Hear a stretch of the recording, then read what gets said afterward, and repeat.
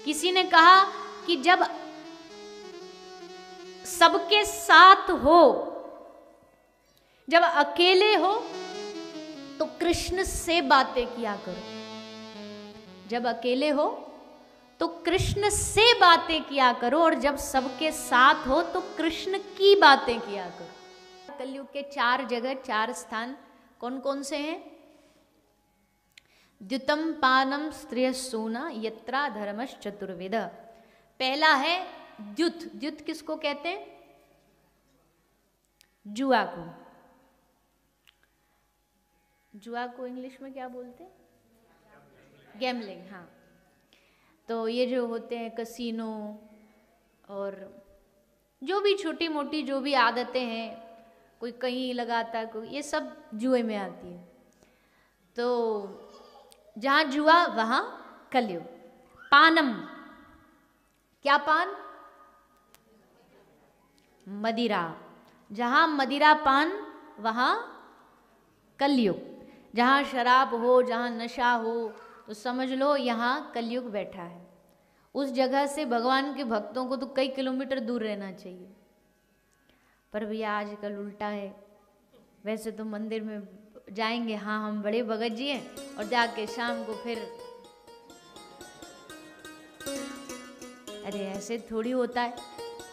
जीवन को सात्विक रखोगे तब तो भगवान मिलेंगे, पर नहीं। मदिरा पान शादियों में, ब्याह में, पार्टी में, सब जगह, हर जगह ज़रूरी हो गई है। ये तो चाहिए ही चाहिए, ये तो इसके बिना तो पार्टी होती नहीं है। उत्सव मनाने के बहुत सारे साधन हैं, खुशियाँ मनाने के बहुत सारे साधन हैं। उल्टी सीधी चीज़ें क्यों करें हम? अच्छी चीज़ें करो जिससे खुशियाँ आए तो जीवन अच्छा रहे। तो द्युतम पानम स्त्रियसूना यत्रा धर्मश्च चतुर्विध। तीसरा है वैश्याल्य, पर स्त्रीगमन। चौथा है, नहीं सोना तो 5वां है। हाँ 5, पहले 4 मांगे, 4 दिए थे, तो चौथा है हिंसा, वॉयलेंस। वॉयलेंस, कोई भी वॉयलेंस। कई बार थप्पड़ मारना ही वॉयलेंस नहीं होता। कई बार शब्द इतना बड़ा घाव कर देते हैं जो किसी चाकू से भी ज़्यादा घाव हो जाता है। शब्दों का वॉयलेंस या कोई फिजिकल वॉयलेंस, किसी के लिए भी वॉयलेंस का नाम आती है। अब हम क्या बोलेंगे कि भाई आपस में मनुष्यों को कोई वॉयलेंस मारना नहीं। भैया किसी पे भी वॉयलेंस नहीं होना चाहिए। हिंसा किसी की नहीं होनी चाहिए, किसी जीव की नहीं होनी चाहिए, किसी पशु पक्षी की नहीं होनी चाहिए। आज के समय में जितनी हिंसा पशु पक्षियों की हो रही है, बताओ क्या क्या इस विश्व का होना चाहिए? और फिर लोग एक्सक्यूज क्या देते हैं खाने वाले? बोले हम नहीं खाएंगे तो ये बढ़ जाएंगे, ये रोड्स पर आ जाएंगे, इनकी पॉपुलेशन बढ़ जाएगी। पहली बात तो देखो, सबसे ज्यादा विश्व में क्या खाया जाता है? किसका मांस? चिकन सबसे ज्यादा। दिमाग नहीं, वो तो मैं भी बोलती हूँ, वो मैं भी बोलती हूँ कि गाय शाकाहारी है, आप उसको लाख, उसको घास नहीं मिलेगी, मर जाएगी, पर वो मांस नहीं खाएगी। शेर मांसाहारी है, वो भूखा मर जाएगा पर घास नहीं खाएगा। पर धन्य है मानव, घास खा ले, मांस खा ले, और तुम समझाने जाओ तो तुम्हारा दिमाग भी खा ले।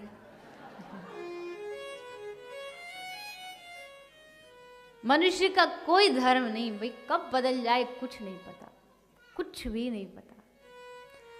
तो अब वो जो बहाना बनाते हैं, हम तो उसके लिए बोल रहे हैं कि लोग कहते हैं कि बढ़ जाएंगे। आज के समय में लोग कितना, इसकी फार्मिंग होती है, पोल्ट्री फार्म होते हैं, वहां पर इनको जानबूझ के पहले बढ़ाया जाता है, जानबूझ के इंजेक्शन देकर के बढ़ाया जा रहा है। और फिर उनको खा के कह रहे हो कि हम नहीं करेंगे तो ये पॉपुलेशन कंट्रोल कैसे होगी। बढ़ा आप रहे हो, खुद करके बढ़ाते हो और फिर बहाने बनाते हो।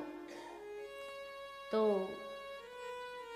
हम तो बार बार कथाओं में कहते ही हैं, अपने भारत में भी कहते हैं, भारत से बाहर तो ज़्यादा ही कहते हैं कि भैया ये जो हिंसा है, जो नॉन वेज बढ़ रहा है, इसको ख़त्म करिए, कम करिए। दूसरे ना करें हमको क्या फ़र्क पड़ता है, दूसरे ना बदलें क्या फ़र्क पड़ता है, पर हम तो कम से कम बदलें, हमारे बच्चे बदलें, हमारे आने वाली पीढ़ी बदले।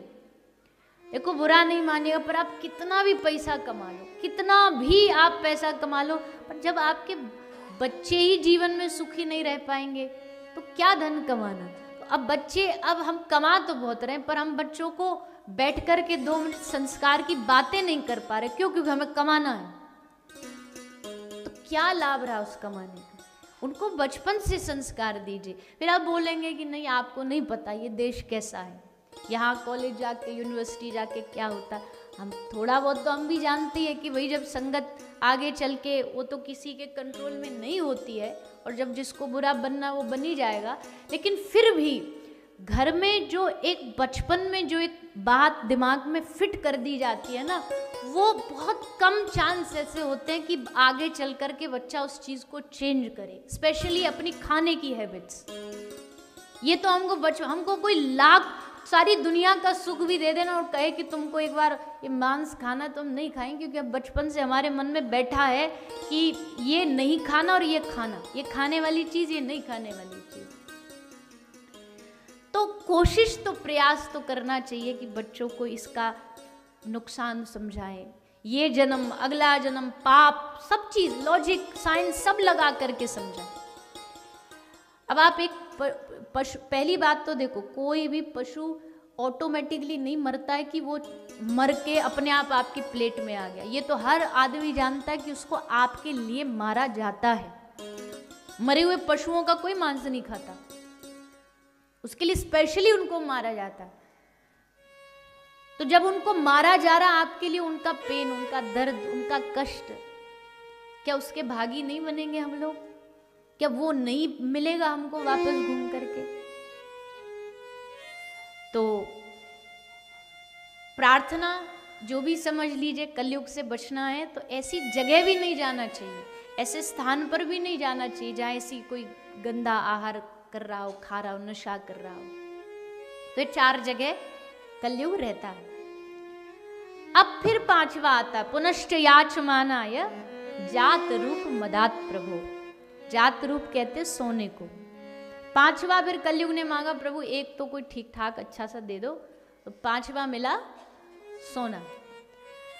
पर अब सोना तो सभी पहनते हैं, चलो मांस नहीं खाते, शराब नहीं पीते, तो सोना तो सभी पहनते, तो फिर तो सबका ही बेड़ा गर्क, गए काम से। बोले नहीं भैया, ऐसा नहीं है। सोना 2 तरह का होता है। भागवत में भगवान कृष्ण कह रहे हैं, मैं सोना हूं, स्वर्ण हूं।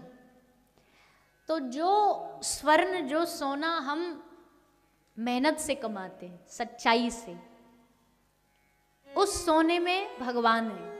पर जो बेईमानी से किसी को धोखा दे दिया, किसी का हक का ले लिया, ये जो सोना होता है, ये जो कमाई, सोना इज जस्ट नॉट कि गोल्ड ही है, जो भी कमाई ऐसी होती है उसमें कलयुग रहता है। हमारे गुरुजी कहा करते थे कि लक्ष्मी जी को अकेले बुलाओगे तो लक्ष्मी का वाहन क्या है? लक्ष्मी का वाहन क्या है? नहीं पता? आउल, उल्लू। लक्ष्मी का वाहन है उल्लू। हमारे गुरुजी कहते केवल लक्ष्मी को बुलाओगे तो लक्ष्मी आएगी तो पर उल्लू पे बैठ के आएगी, तुम्हारी बुद्धि को भी वैसे कर देगी। पर अगर लक्ष्मी को बुलाना तो अकेले मत बुलाओ, नारायण के साथ बुलाओ। पहले नारायण को बुलाओ। तुम नारायण को, जहां पति होगा पत्नी तो पीछे पीछे जाएगी, तुम नारायण को बुलाओ, देवी लक्ष्मी बिना कहे ऑटोमेटिकली उनके पीछे पीछे आ जाएगी। क्योंकि नारायण के साथ जो लक्ष्मी आती है वो सद्बुद्धि लेके आती है। इसलिए धन वो होना चाहिए जिसमें नारायण साथ हो। जिसमें भगवान साथ हो, अन्यथा वो धन बुद्धि बिगाड़ देता है। हमने कितने धनवानों की बुद्धि को बिगड़ता देखा है। क्यों? क्योंकि नारायण नहीं है साथ में। इसलिए उस स्वर्ण में कलयुग रहता है।